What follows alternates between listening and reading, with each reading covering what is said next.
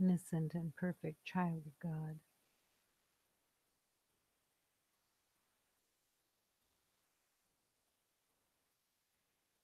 In truth, temporarily, you are also a soldier,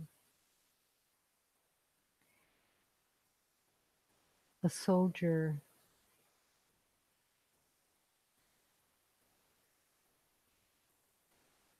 in its element of purity, guards, protects, holds the light,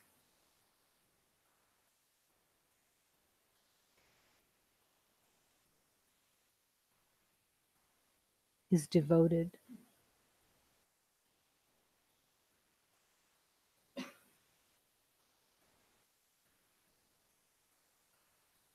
and has the ability of recognizing the gift of honoring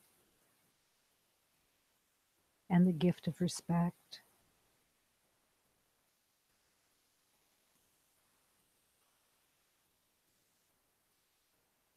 and devotion, always devotion.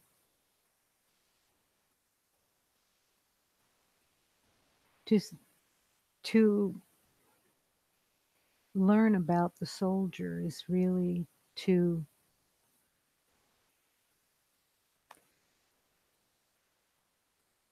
see the strength within you, not the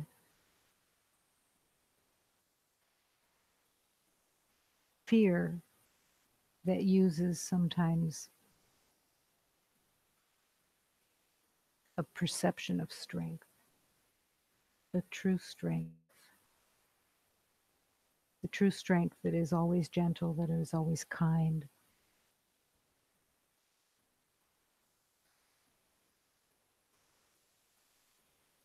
and that always brings love, because that is the truth of what you offer. Just imagine that when you truly contemplate that you're either at all times either offering love or fear.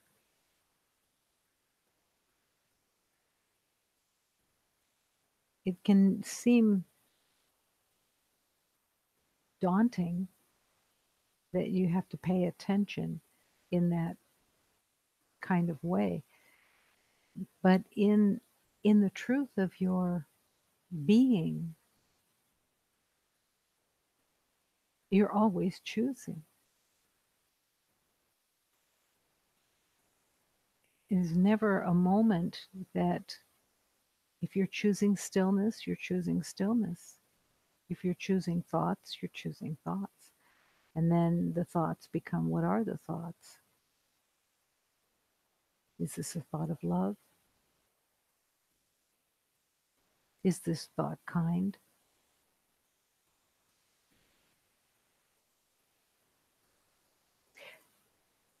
The journey to love, to remember love, is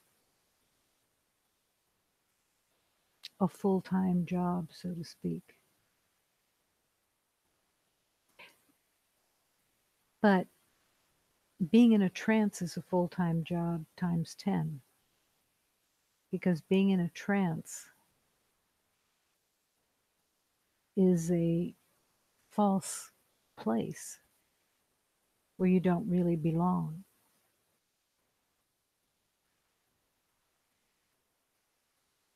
Your heart, your spirit longs for truth, for reality.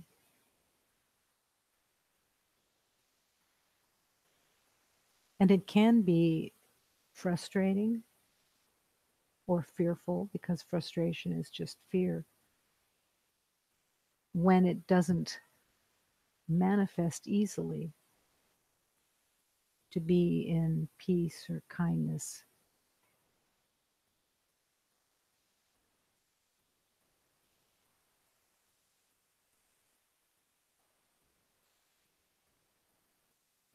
It is yours.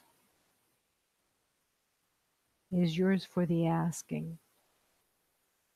That we do have to ask, yes, not because we have to be polite, but because we have to find that place within that wants transformation.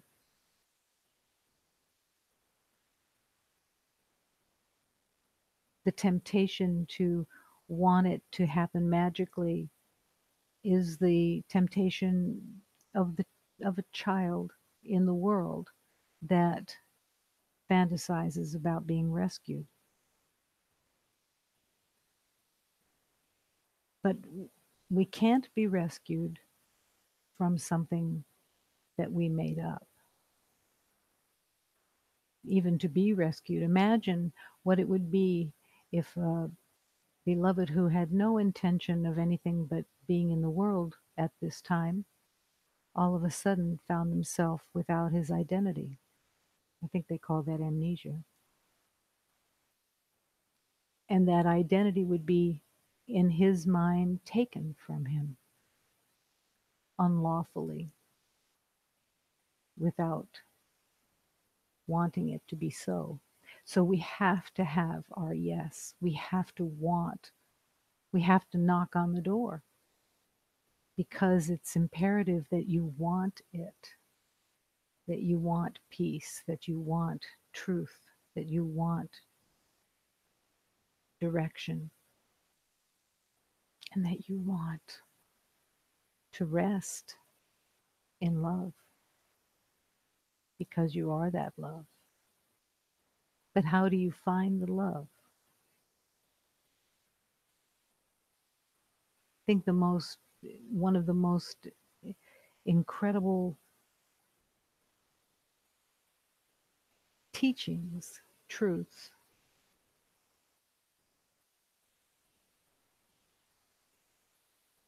is what do you want? And to be able to recognize what you truly want. That in of itself is like having oxygen for the first time. Just the wanting starts to wake up everything that was asleep. Having your heart open is a mystery for everyone. How do I open my heart? Well, it's really through your intention. You're not opening the heart, you're offering the heart back to God for it to be opened, for it to be healed. You don't have to know how to open your heart. You can't know how to open your heart. It's a mystery until you enter with your intention. Show me, teach me, open my heart. Teach me to open my heart to all those who come here to be healed. Teach me. Those are the most precious words.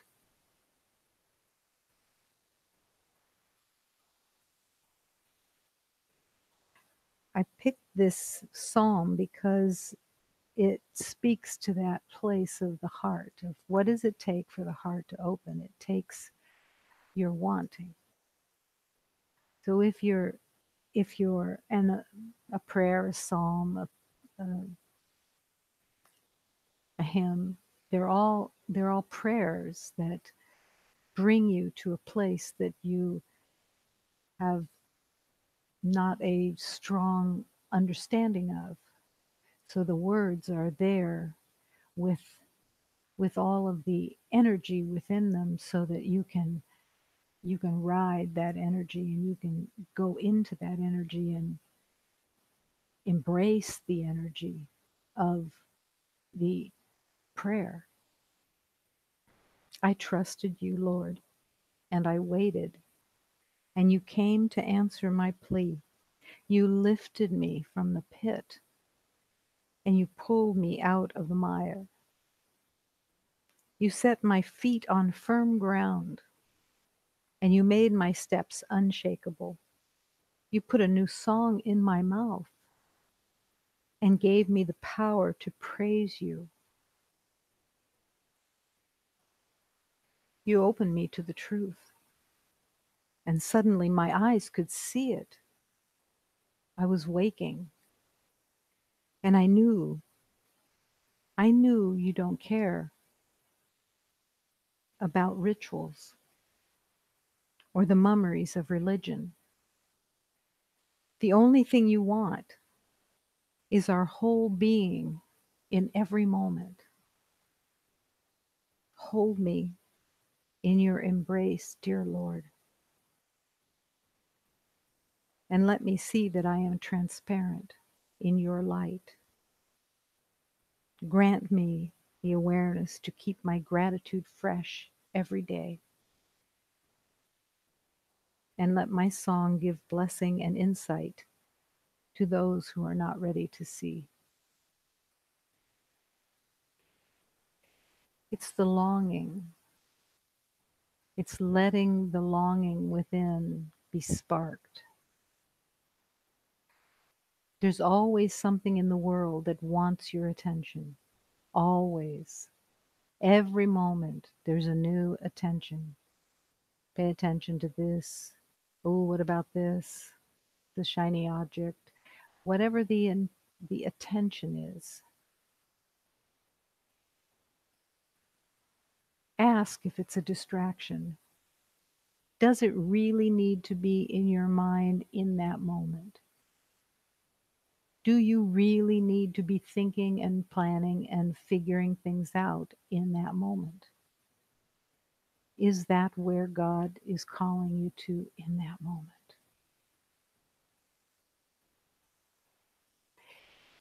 This is not a burden. The ego would like everyone to consider it a burden. The burden is the pain of thinking.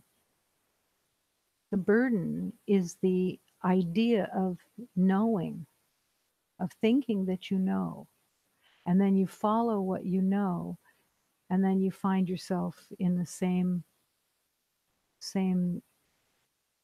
vicious cycle.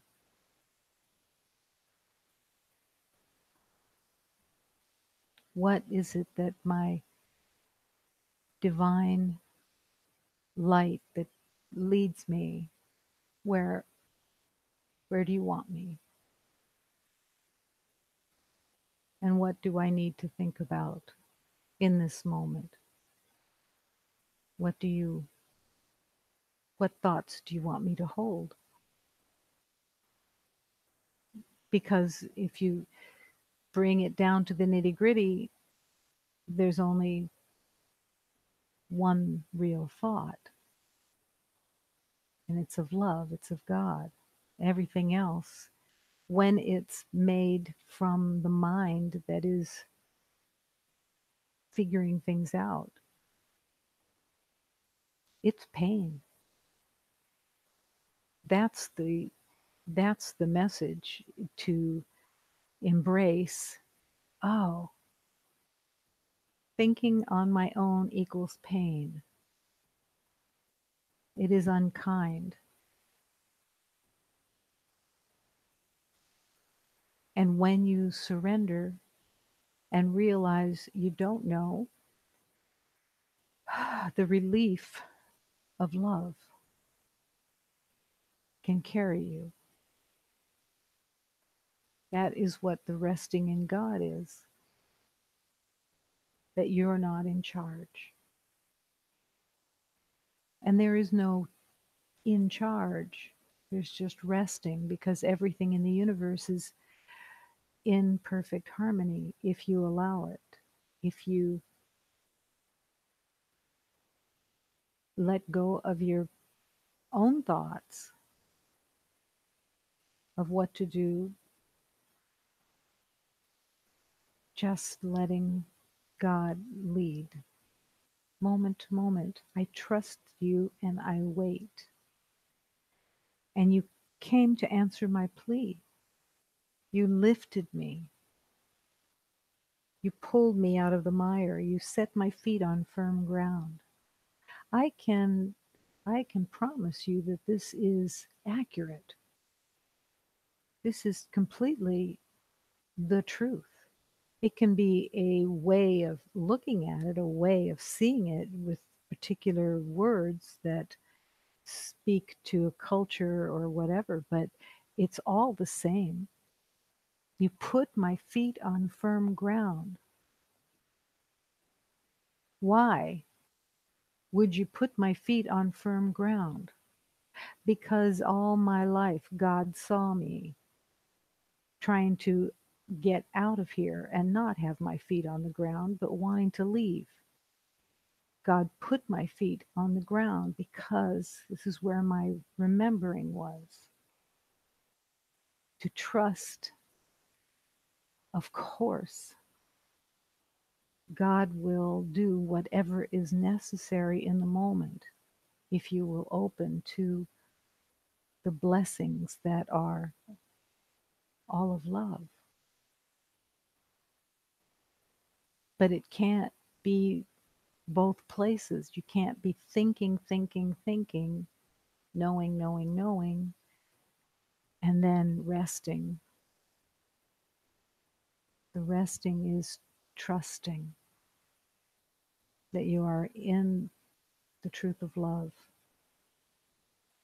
that you don't have to worry about anything because love will direct you.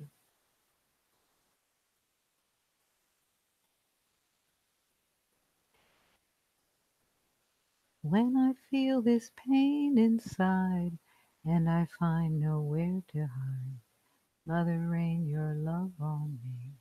Mother, rain your love on me. Mother, rain your love on me. This sorrow now imprisons me. Somehow I need to be set free. Mother, rain your love on me. Mother, rain your love on me. Mother, rain your love on me. Heal me of my hurt and fear. Reveal the face of God so near. Mother, rain your love on me. Mother, rain your love on me. Mother, rain your love on me.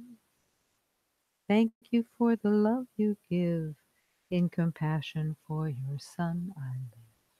Mother, rain your love on me. Mother, rain your love on me. Mother, rain your love on me.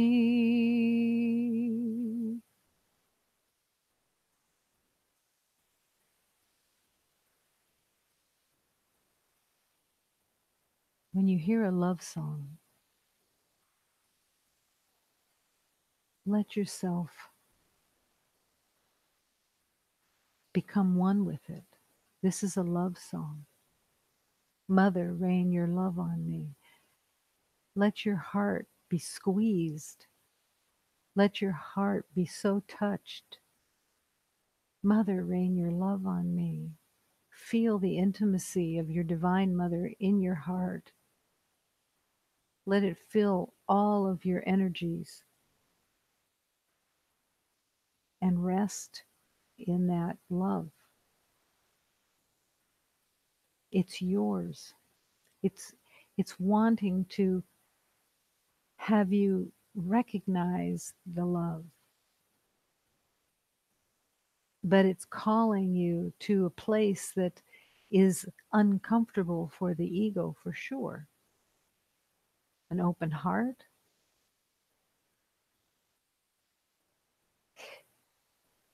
You cannot have your heart open and be thinking your own thoughts at the same time. And that is enough of a motive to let go of all the thoughts because you want to open your heart. You want to be in that exquisite trust that is your natural way. Mother, rain your love on me. There is never a moment that love isn't yours. But when we're walking in the world, boy, it's a tough, it's a tough healing, because there's just everything that says nope, nope, nope, nope. I have plans for today. The first moment you open your eyes in the morning,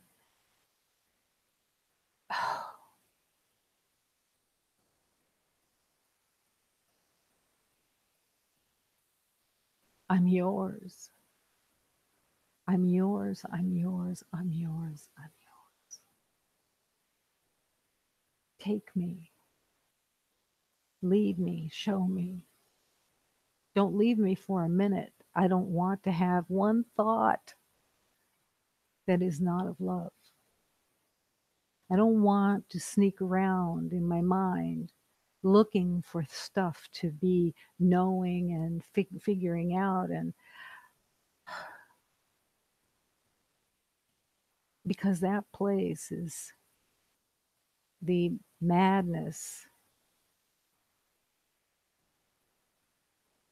and it has no truth, and your whole being is filled with the flowers of love, with exquisite words,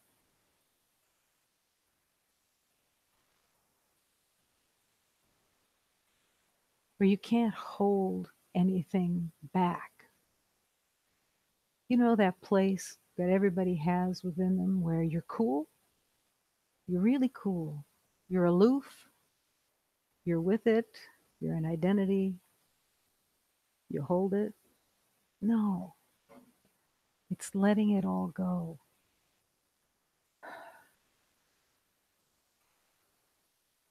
That's that's the teaching of becoming the child again. It's not that you really become a child, but the innocence. And I know that I've been speaking to this quite a bit because it's so essential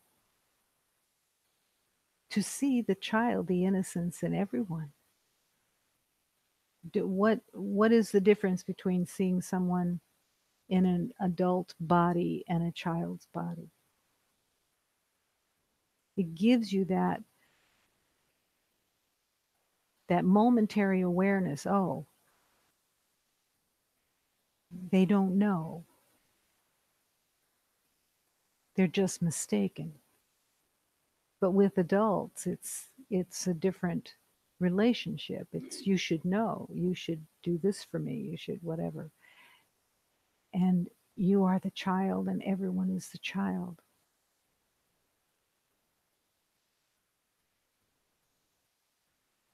That's why there's so many hymns that and prayers about the child. You have forgiveness in your heart so much easier for children. You are God's child.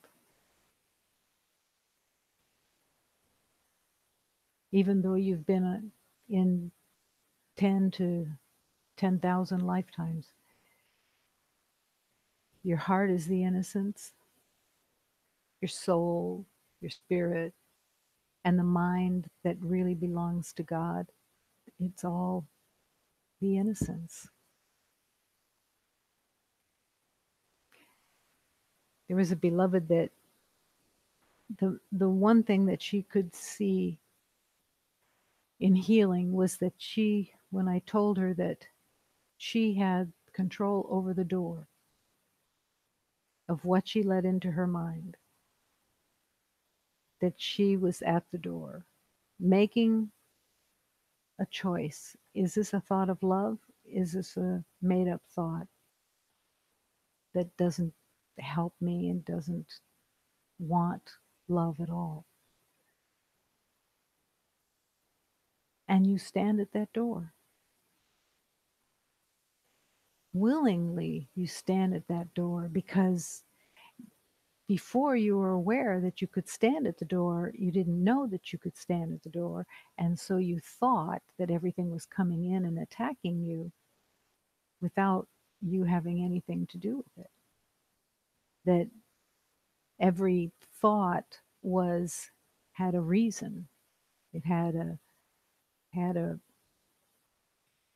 situation that caused the thought. And now, hallelujah, it's upside down. What you see is caused by the thought that you already have. And that's why you have the power of your thoughts. You make the choice to what you see, how you see it. It's just the meaning. It has nothing to do with the form, except that the meaning that we give everything distorts the form and we see it through the distortion. When you are upset with someone and you believe, of course, in the upset that you have, that it's righteous in some way, in that upset, you're suffering and you believe that it is coming from outside.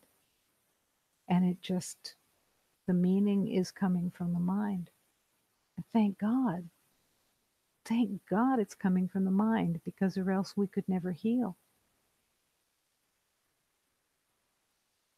The idea of being a victim says it's happening to me, and my thoughts are just in response to what's happening. It's a deep, deep leap of faith to accept that the thoughts are not your friend. They're not helping.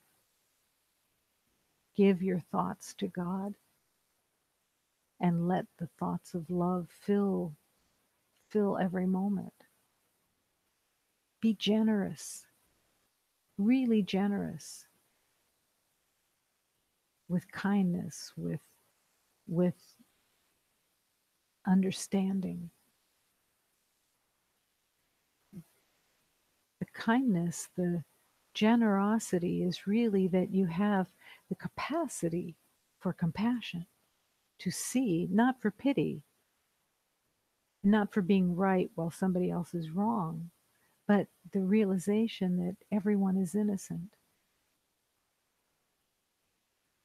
And that's how the healing transforms everything, by seeing the innocence, by bringing love and mercy and compassion with honesty. When Jesus said, I have to go to the Bible remembering,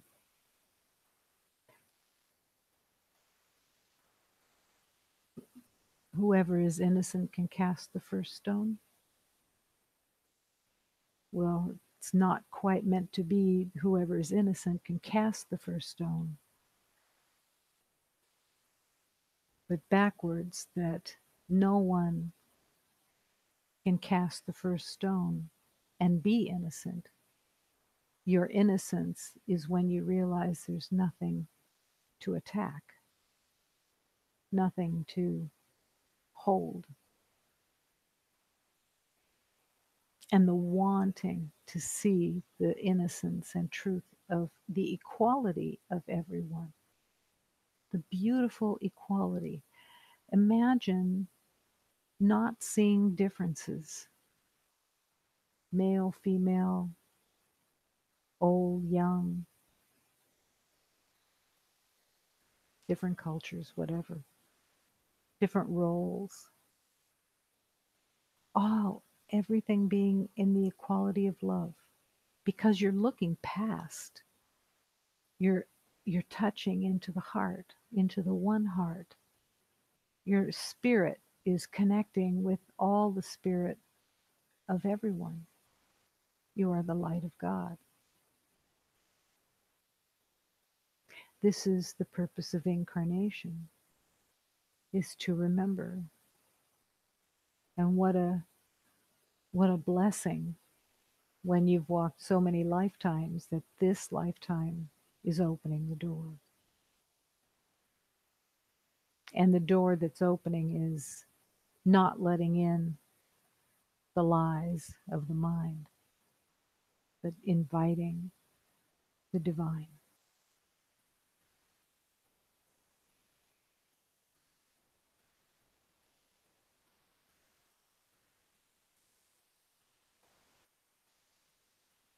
Lord of beauty, Lord of grace, enter my spirit like one who enters a garden in bloom. Enter now. Let me come home. One glance from you and stones turn to rubies. One hint from you and every goal is within reach. Come, come. You are the life and the salvation of all. Touch my head, for your touch removes all darkness. Come, come, for you bestow beauty and grace. Come, come, for you are the cure of all pain. Come, come, even though you have never left. Come and hear the poetry of my heart and sit in the place of my soul, for you are 1,000 souls, all one with mine. Everything you touch will reach its goal and fly with the wings of an angel, but wings cannot carry you to God. Like the mule that carried the prophet, only love can carry you there.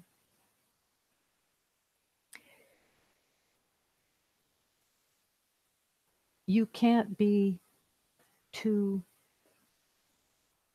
filled with sweetness. You can't be too filled with the blessings of any way that that love is expressed. You can't be too filled with it. You can't be too overwhelmed. You can't be too grateful. You can't be too generous. You can't be too trusting. You can't. When you think that you can't anymore, that's when you go even deeper and wider and fuller. And if you feel that place where it feels like you're being pulled apart and it's like it's too much, it's not too much.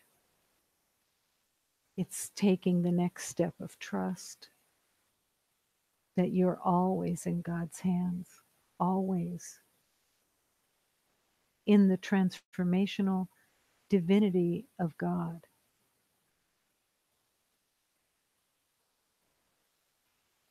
Don't monitor your sweetness. Don't monitor or try to hold back on kindness, compassion, generosity, all of it. Let it just take the edges of your being and push them as far as possible in that acceptance. Why would you even ask for that? You may say. Why would I have that in my prayers? Teach me to expand everything of love. Teach me to be able to hold so much love that I feel like I'm going to burst, and enjoy the feeling that you may burst. Revel in it. Don't let the ego take your expansion and make it a danger, because that's what the ego likes to do.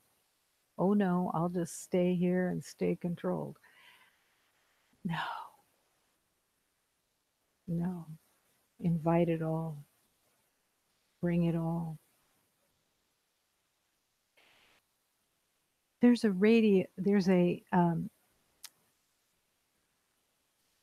thing that you put on the refrigerator, magnet, and this magnet says, I am God. I will take charge of your life today. You can just sit back and follow. And it's the truth. That's the choice. And God is saying, I got it. Let me take you and show you and teach you. In every moment there is a learning. What would you like me to do? God is saying this. What would you like me to do? Would you like a pinch? Would you like a tickle? How do you want me to tell you to pay attention? Ask for the help to pay attention. Okay, let me fall down while I'm walking. That'll get my attention. But it can be whatever you want. But you want it. You want to remember. So you want to be reminded. You want to be taken out of the trance and reminded, I'm here to remember. I'm here to come home. God, take me, take me, take me, take me, take me. Let me sing, let me scream, let me whisper, let me beg, let me do anything that is going to help me find my yes. Because God doesn't need us to scream, but we need to scream to remember.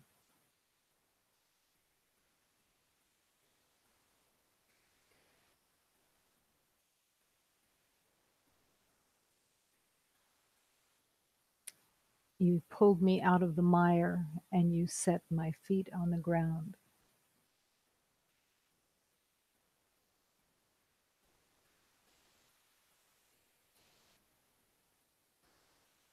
It's the gift, it's the blessing, and it's the natural way of healing.